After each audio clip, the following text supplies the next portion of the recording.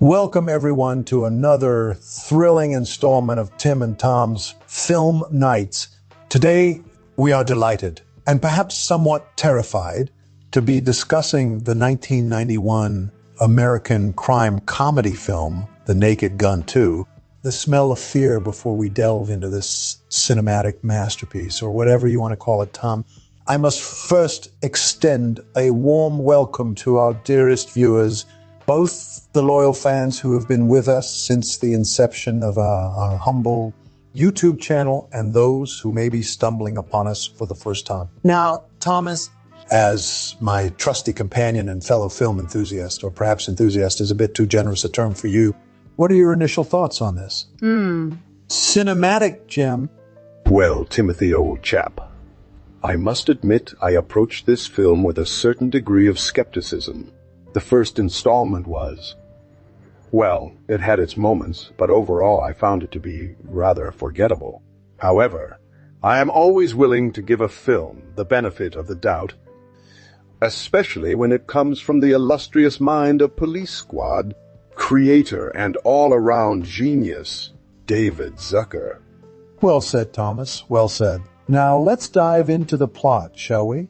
The Naked Gun 2 picks up right where its predecessor left off, with our hapless hero, Lieutenant Frank Drebin, still reeling from his narrow escape in the first film. In this installment, he finds himself embroiled in yet another absurd and hilarious series of misadventures that involve a mysterious killer named Quentin Hapsburg, an evil plan to take over the world through renewable energy sources, and a dazzling array of colorful supporting characters. I must say, Timothy, I found myself chuckling at some of the more ridiculous aspects of the plot. The idea of a villain named Quentin Hapsburg is just too delicious not to laugh at, isn't it? And what about Dr. Albert S. Meinheimer, the mad scientist who wants to control the world through his green energy initiative? It's all so over the top and campy, but in a good way. Indeed, Thomas, indeed. But let's not forget about our beloved protagonist, Lieutenant Frank Drebin. Leslie Nielsen's portrayal of the bumbling yet lovable cop is still as delightful as ever. His comedic timing and physical humor never failed to elicit a chuckle or two from me.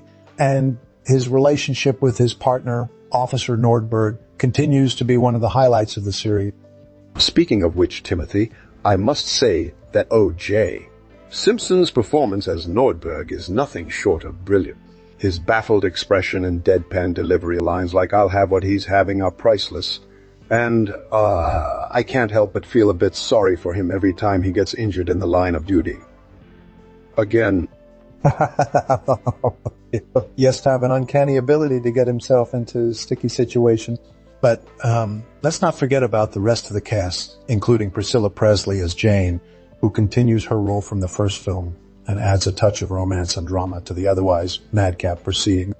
And then there are the cameos by Zsa Zsa Gabor, Mel Tormé, and members of the Chicago Bears football team, which add an extra layer of zaniness to the already outrageous film. The scene with Zsa Zsa Gabor is particularly memorable for me, with her iconic line, "I'm ready when you are." CB still making me giggle to this day. I must agree, Tom. The cameos really add a lot of charm and humor to the film, but let's not overlook the stellar direction by Zucker, who once again demonstrates his mastery of slapstick comedy and witty dialogue. The action sequences are just as absurdly entertaining as before, with Frank Drebin's signature split-screen fight scene being a particular highlight for me. Indeed, Timothy, indeed. But despite my initial reservations, I must admit that I found myself chuckling throughout the film and even had a few genuine laugh-out-loud moments. It's not a masterpiece by any stretch of the imagination, but, as a light-hearted diversion from the rigors of everyday life. The Naked Gun 2, The Smell of Fear delivers in spades. Well said, Tom. Well said. Now, before we move on to discussing the film's impact on popular culture and its influence on subsequent parody films like Airplane and Hot Shots. I must ask you a question about one of the behind-the-scenes trivia tidbits that caught my attention while researching for today's episode. Apparently, during the filming of the famous split-screen fight scene, Leslie Nielsen accidentally punched O.J. Simpson in the eye and broke his nose. Can you believe it? I can barely believe it myself, Timothy. That's some real-life comedy right there.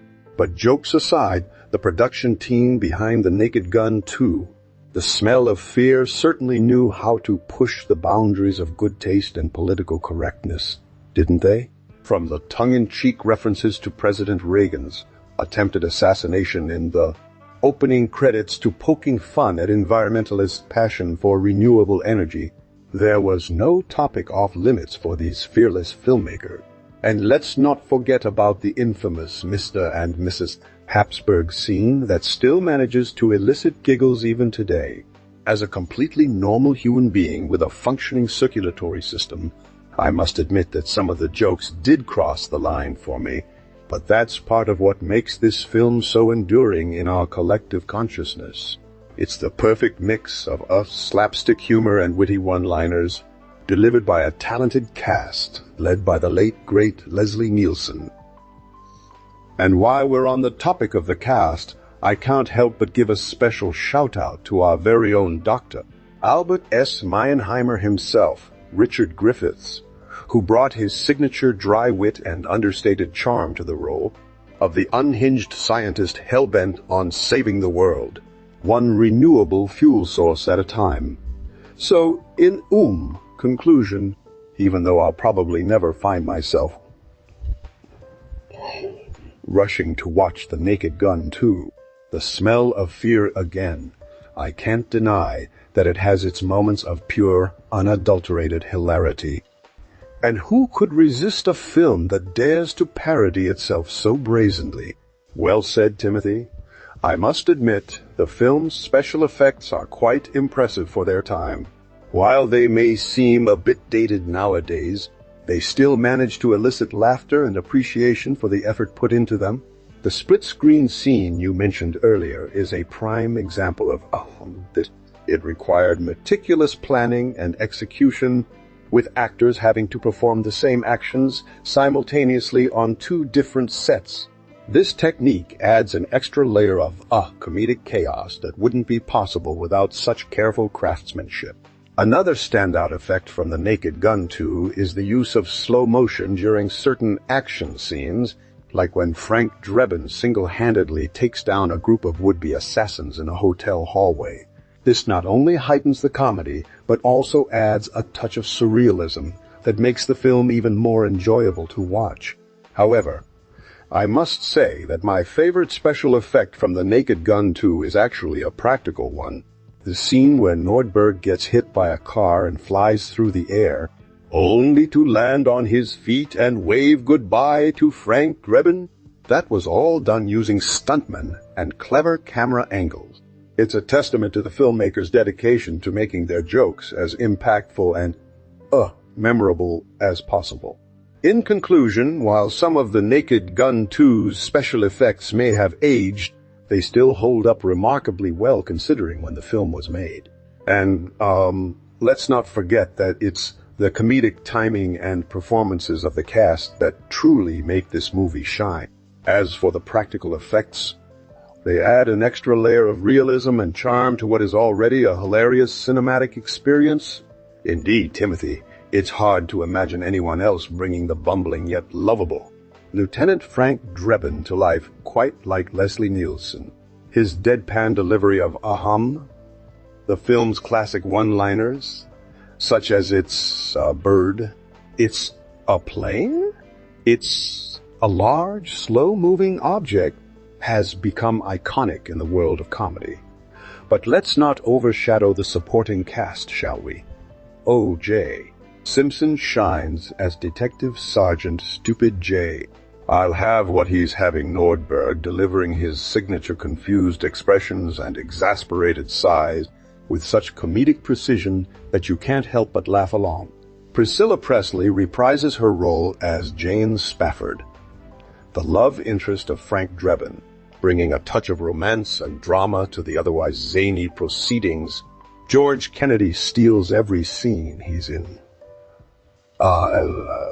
As Captain Ed Hocken, the gruff yet somewhat reluctant mentor to Frank Drebin. His dry wit and sarcastic humor perfectly complement the film's absurdity, particularly during their famous "It's a Trap" exchange. And who could forget about Richard Griffiths as Dr. Albert S. Meinheimer, the mad scientist hell-bent on creating a renewable fuel source? His deadpan delivery of lines like Mr. Hapsburg teared down this plan, and I'll be back. With more green energy ideas have become cult favorites among fans of the film. In conclusion, The Naked Gun 2, The Smell of Fear boasts a talented cast that brings its quirky characters to life with laugh-out-loud performances. From the bumbling yet lovable Frank Drebin, played by Leslie Nielsen, to the confused yet determined Nordberg, portrayed by O.J. Simpson, each actor and actress brings their prime game to this hilarious crime comedy classic.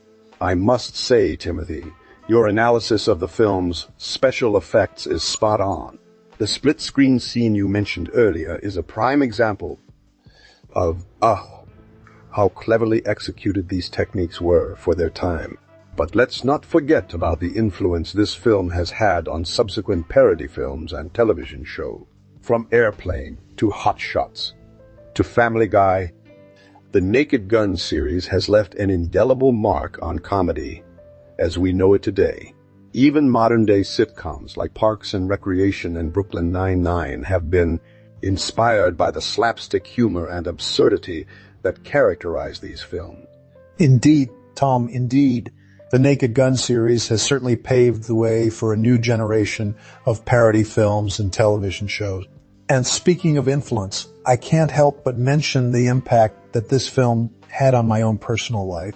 As a child growing up in the 80s and 90s, I vividly remember watching The Naked Gun 2, The Smell of Fear, with my family on a Friday night.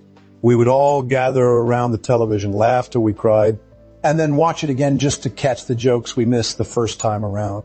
It's moments like these that made me fall in love with comedy and filmmaking as a whole. That's quite an endorsement coming from someone who has seen their fair share of films and television shows, Timothy.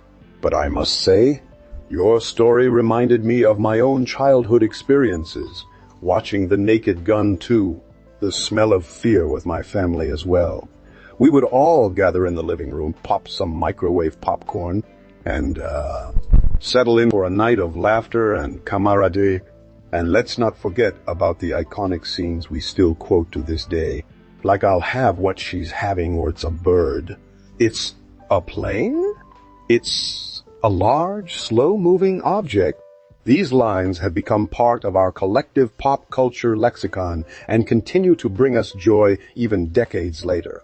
Indeed, Tom, indeed. The Naked Gun 2, The Smell of Fear, has truly stood the test of time, remaining a classic in its own right. It's a testament to the talents of the cast and crew who brought these characters to life and the vision of the filmmakers who dared to push the boundaries of comedy in the first place. So, in conclusion, while I may not hold The Naked Gun 2, The Smell of Fear in as high regard as some other classics from the Zucker brothers, I cannot deny its enduring appeal and influence on subsequent generations of comedy fans. It's a film that will continue to make us laugh for years to come, much like O.J. Its character, stupid Nordberg's famous catchphrase, "I'll have what he's having." Well said, Tim. Well said indeed. So, folks, there you have it, our take on The Naked Gun 2, The Smell of Fear, a comedy classic that continues to entertain and inspire audiences worldwide.